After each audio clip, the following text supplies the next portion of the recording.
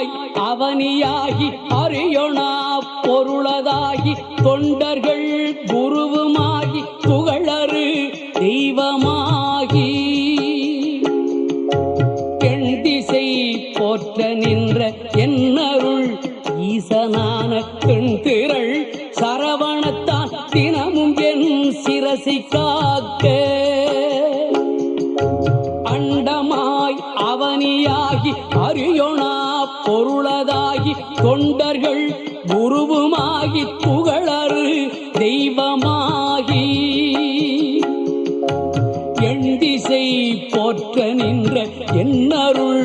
ஈசனான பெண் திரள் சரவணத்தால் தினமும் என் சிரசை காக்க